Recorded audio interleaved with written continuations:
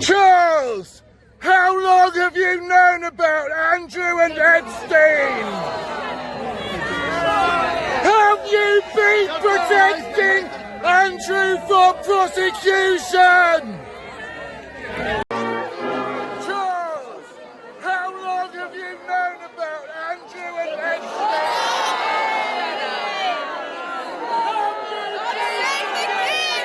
Andrew from prosecution!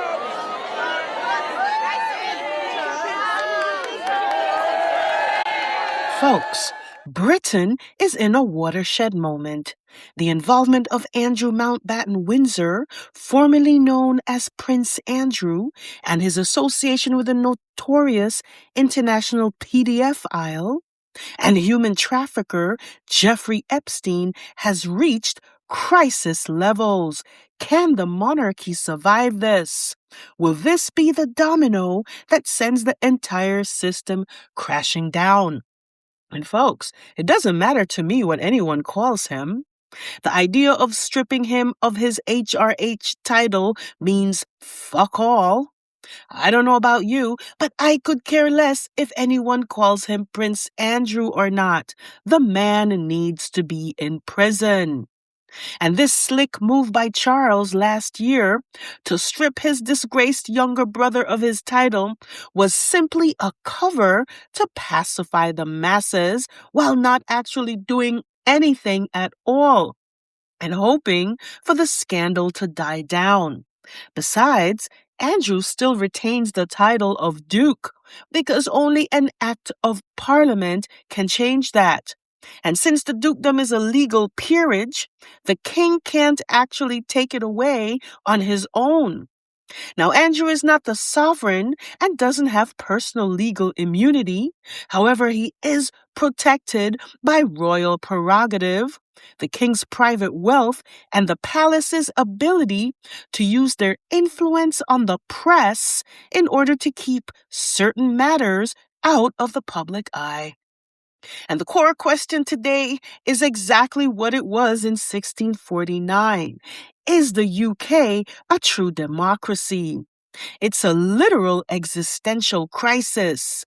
The fear is that if Parliament passes a law to strip a duke of his title, they are essentially admitting that Parliament is the boss of the royals. To some traditionalists, that feels like a mini revolution that could eventually lead to the collapse of the monarchy entirely. Recently, U.S. Congressman Ro Khanna, who sits on the committee investigating the Epstein scandal, stated that the latest file dump puts the royal family in its most vulnerable position ever, arguing that if the king and queen cannot answer what they knew about Andrew's ties, it could lead to the collapse of the institution. Prince Andrew has been shielded from scrutiny for years now by an institution defined by nepotism and corruption.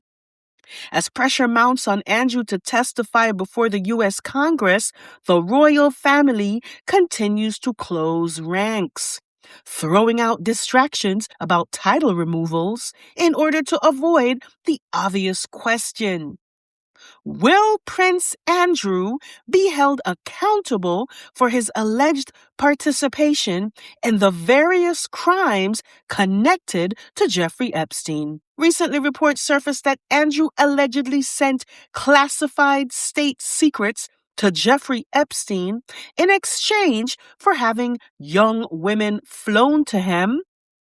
This is the same institution that stripped Prince Harry of his security detail, while continuing to provide taxpayer funding protection officers for Andrew, officers who we now learn were literally sent to guard Epstein's residences. The justification given was that Andrew, as a senior royal, required protection due to his status. But Harry, the son of the king, who served 2 tours in Afghanistan, and who faces ongoing threats from extremist groups, apparently didn't qualify for royal protection. The logic doesn't hold up until you understand that this isn't about security or status. It's about who the institution chooses to protect and who it chooses to sacrifice. The British taxpayer was funding the protection of a notorious international human trafficker and pedophile, yet nobody in power seems to care. And there are people who will still lay down their lives for this family. Charles, how long have you known about Andrew and Epstein? Look at the people in this crowd, drowning out the heckler, mostly women. I'm sure many of them are probably mothers, yet they all seem perfectly fine with turning a blind eye in order to put these people on a pedestal.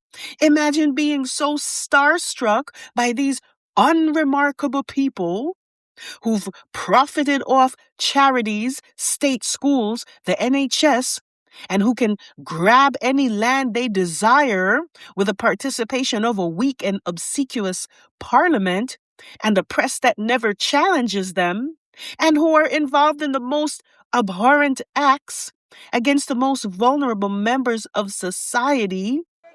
They are completely pathetic. It's as though half the British public is experiencing some kind of national Stockholm syndrome.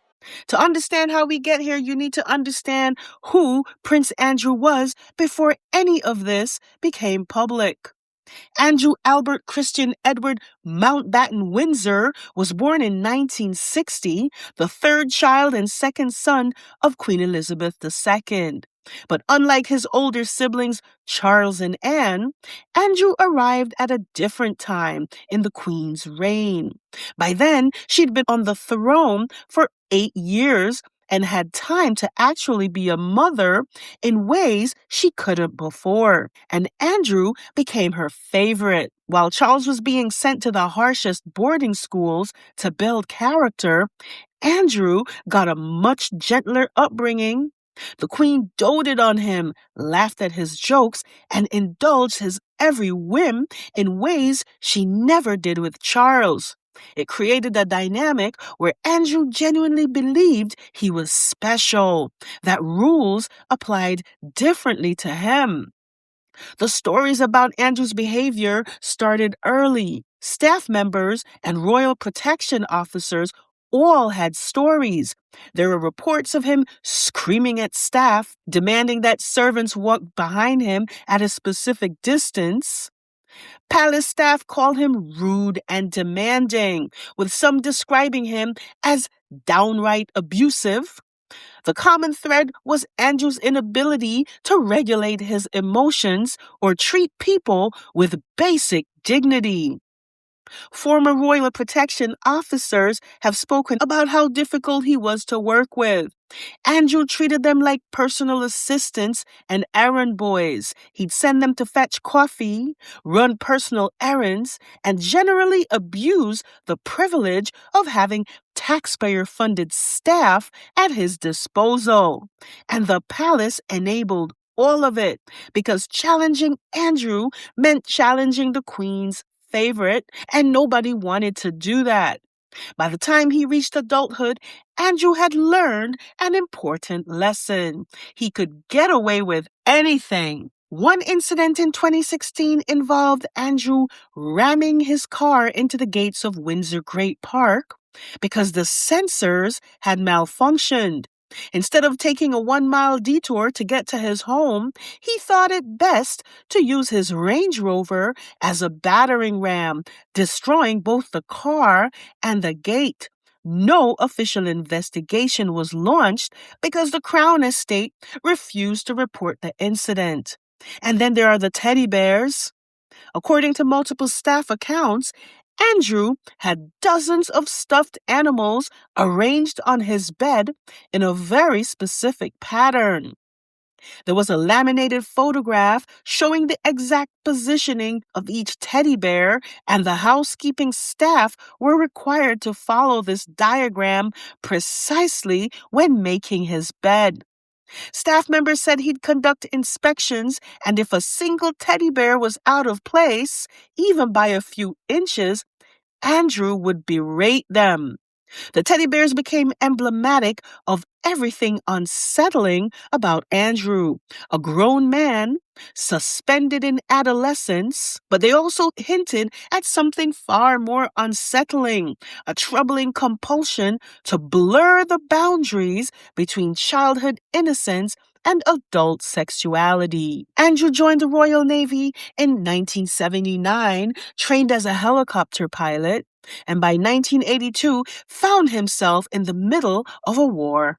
When the Falklands conflict broke out, the government, terrified of a royal getting killed in action, tried to move him to a desk job for safety. But the Queen wouldn't have it. She insisted her favorite son go to the front lines. When he came home, the British press went wild. He was the action prince, the hero of the South Atlantic. He stepped off the ship with a rose clenched between his teeth and a country at his feet. The image became iconic, the young, dashing war hero returning triumphant. The 1980s turned him into Randy Andy. He became the Playboy Prince, a fixture of the London tabloids, photographed with starlets and models, treating the world like his private VIP lounge. He dated American Koo Stark, who had appeared in softcore films, a relationship that scandalized the palace but only enhanced his bad boy image with the public. In 1986, Andrew married Sarah Ferguson at Westminster Abbey. The couple became notorious for out-of-control spending and seeking funds from controversial figures to maintain their lavish lifestyle. After his naval career ended and his brief marriage to Sarah Ferguson collapsed in 1986, Andrew needed a new role. The palace appointed him as the UK's special representative for international trade and investment, despite numerous accounts from the British diplomatic service and the press, characterizing him as arrogant and incompetent. His secret nickname was HBH, His Buffoon Highness. This was reportedly the nickname used for him by British diplomats in the Gulf during his time as a trade envoy. Diplomats frequently complained about his monstrous behavior, his rudeness to staff, and his tendency to make crass remarks, undermining delicate trade negotiations. But the role gave Andrew an official reason to travel the world, meet with wealthy businessmen, and schmooze at the highest levels of international commerce. On paper, it was a diplomatic position. In reality, it became something else entirely, because Andrew brought to the role the same sense of entitlement and lack of boundaries that had defined his entire life, mixing business with pleasure in ways that should have raised immediate red flags. But more concerning were the people he was meeting with and the relationships he was cultivating. This is where Jeffrey Epstein enters the story. Epstein, a financier with connections to everyone from Bill Clinton to Donald Trump, was introduced to Andrew through Ghislaine Maxwell in the early 1990s. Maxwell, the daughter of disgraced media mogul Robert Maxwell, had reinvented herself in New York elite circles. She and Andrew had known each other socially for years. Epstein was the perfect friend for someone like Andrew. He was wealthy, connected, and most of all, they both shared a taste for debauchery. Epstein saw Andrew as access to the royal family, and Andrew, who craved validation and luxury, gave it to him freely. By now, Andrew was a regular in Epstein's orbit. He would be photographed in 2001 lounging on a yacht belonging to Epstein, surrounded by topless young women. Andrew would go to Thailand on a taxpayer-funded trip where he had 40 women brought to his room over the course of 4 days. The relationship deepened over the years. Andrew would stay at Epstein's properties, the Manhattan townhouse, the Florida estate, the private island. But Andrew didn't just accept Epstein's hospitality, he traded classified information for it.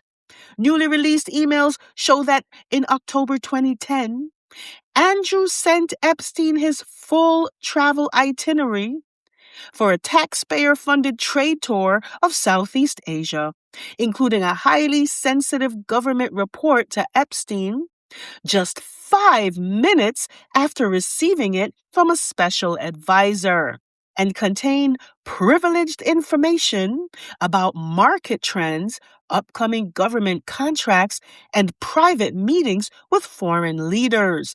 Information that would be gold for a financier like Epstein.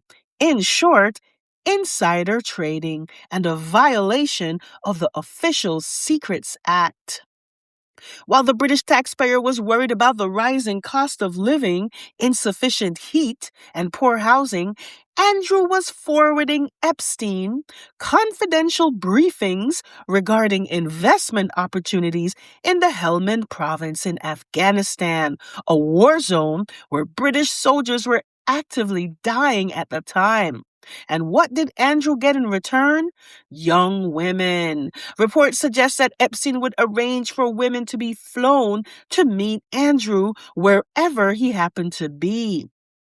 In a recent email that surfaced from the dump of Epstein files, someone simply referred to as A asked about meeting inappropriate friends. The implication is clear. People around Andrew knew. They knew he was associating with someone problematic. They knew he was involved in problematic behavior. But everyone, including the Queen, turned a blind eye.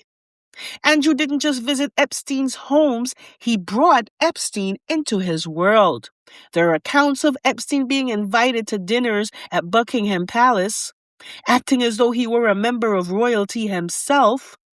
Andrew also allegedly had prostitutes brought to Buckingham Palace. According to Andrew Loney in his book entitled, Andrew brought prostitutes into the palace on a regular basis for years, telling security staff to keep quiet or risk facing demotion to patrol the streets of Brixton. And let me just reiterate that this was all taxpayer funded. And then there is Sandringham. Reports show that Epstein and Ghislaine Maxwell were regular guests at the Queen's estate on the invitation of Andrew. It was reported after one party that royal staff found drugs, condoms, and lubricant.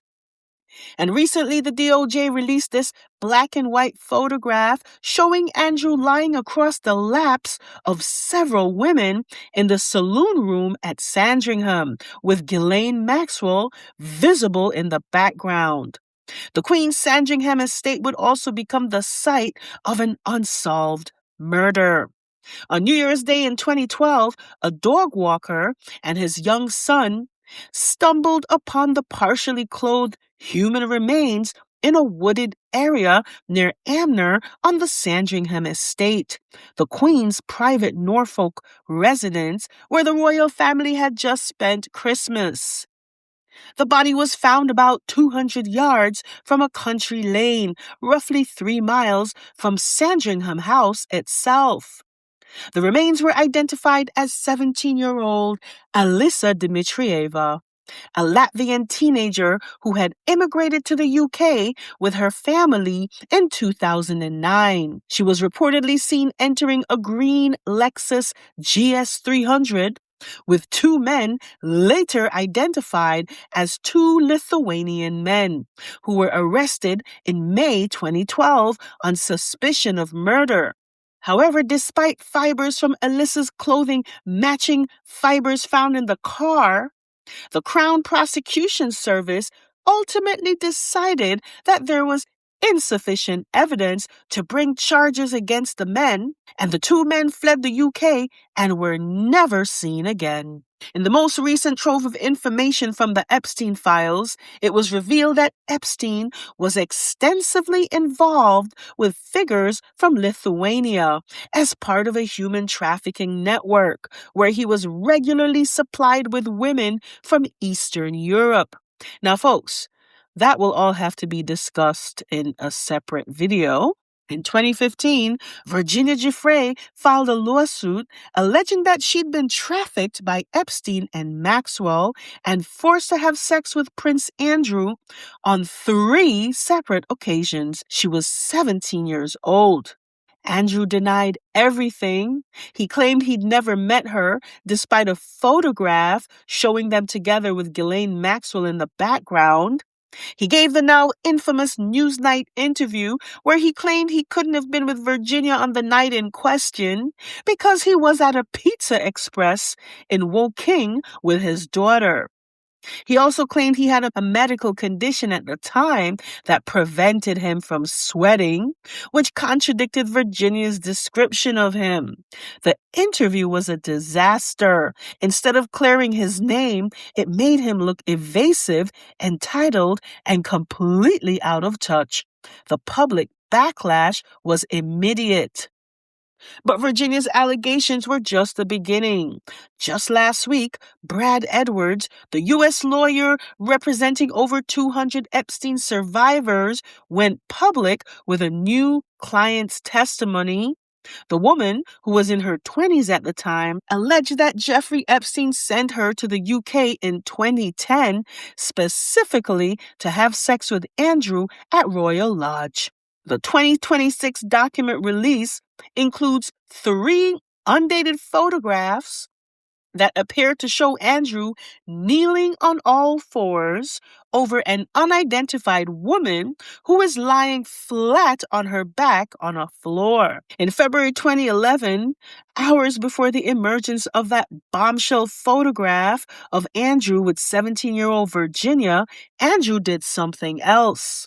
According to leaked emails published by the Mail on Sunday, Andrew sent messages to Ed Perkins, then the Queen's deputy press secretary, revealing that he had asked one of his taxpayer-funded close protection officers to dig up dirt on Virginia. The messages show Andrew allegedly gave his Metropolitan Police bodyguard Virginia's date of birth and her confidential Social Security number to dig up dirt on her in order to disparage her and cast doubt on her credibility. Think about that. Andrew was attempting to weaponize public servants, officers paid for by the British taxpayer, to turn them into private investigators working to discredit a woman who would later accuse him of sexual assault. After investigating the claims, the Metropolitan Police announced that they would be taking no further action. The latest batch of Epstein files released by the U.S. Department of Justice show that in 2010, 2 elite Metropolitan Police officers stayed at Jeffrey Epstein's 7-story Manhattan townhouse for more than a week. This was after Epstein's 2008 conviction for soliciting prostitution from a minor. The decision to allow these officers to enjoy Epstein's hospitality was overseen by Peter Loughborough, a former Scotland Yard commander who now serves as Lord Steward to the royal household, one of the king's most senior aides. So this wasn't just some rogue operation, this was sanctioned at the highest levels. But here's the thing, nothing will happen, because investigating this properly would mean asking uncomfortable questions about who knew what, who approved what, and who looked the other way. It would mean acknowledging that the Metropolitan Police, the royal household, and Buckingham Palace all enabled Andrew's relationship with a convicted PDF file using public resources. In 2022, Virginia Giuffre's lawsuit against Andrew was settled out of court. The sum wasn't officially disclosed, but reports suggest it was around £12 million. And who paid for it? Mostly the late Queen Elizabeth II, with recent reports from a mysterious source suggesting that Charles also chipped in. And we're going to have to deal with that one in a separate video, folks. So much to talk about. 2 years later, Virginia Giuffre would allegedly take her own life. This was after her posting on her IG page that if anything happened to her, she wanted everyone to know that she was not suicidal. She had apparently been involved in a bizarre car accident that left her visibly battered, stating that she had only days to live. The press were quick to dismiss her claims, labeling her as mentally unstable. There's a pattern around people who accuse powerful figures in the Epstein network. They tend to meet unfortunate ends. Multiple women who were part of Epstein's world have either died unexpectedly or disappeared entirely. And finally, I want to talk a bit about Eugenie and Beatrice. Certain factions in the royal rota are trying to drag these girls into this to make out as if they were as guilty as their parents. And I just want to say that these girls were children when their parents were extensively involved with Jeffrey Epstein. Sarah Ferguson actually brought them with her to go and see him days after he was released from prison for soliciting a minor. And I want you to understand that they are not to blame for that. The only person to blame for that is their dingbat mother, who is always broke, who can't hold on to $1 to save her life, no matter how many chances she's had, no matter how many times she's been bailed out. The woman can't hold on to $1 or £1 to save her life. Blame her, blame him, blame their parents, because Beatrice and Eugenie, as far as I'm concerned, are victims as well. Now, everyone is talking about this statement that came out by Sarah Ferguson in one of her many emails to Epstein that says something to the effect of Eugenie going off on a shagging weekend. And I don't know what the context is. It could have just meant that Eugenie was spending time with her boyfriend.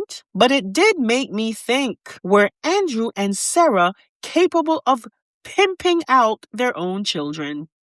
Did you ever stop to think about that, folks? We have reports of Epstein being invited to the girls' birthday parties and cash gifts being given to them. Considering the behaviors of their morally bankrupt parents, there is a very distinct possibility that the girls are victims themselves. Now, on that note, I'm going to show you a video that's been floating around for years, and it appears to show Andrew cupping a feel of his own daughter in public. Can you just imagine what happens in private? This is all very disturbing to me. Now, I don't know if it's a result of years of inbreeding, but the royal family clearly has a habit of victimizing children. And if you think being the child of a royal somehow makes you safe, then I would suggest that you are very naive. When the institution is more worried about optics than the actual safety of its own children, then you get to understand that none of these children are safe. At this point, I think it's safe to assume that the British royal family is obviously a part of some secret underground sex cult, a society of depraved monsters masquerading as teachers, priests, and prominent members of the elite, doing the most unimaginably insanely evil things possible to the most vulnerable people, and yet everyone is acting like this is normal, that we should all just move on. But we can't move on from this. There has to be accountability, otherwise it's just going to keep on happening. And in another 10 years from now, you're going to be hearing about some other depraved monster doing the same centuries-long ritualistic acts, and hiding behind the cover of a powerful institution, and the willingness of ordinary people to look the other way. Stay tuned.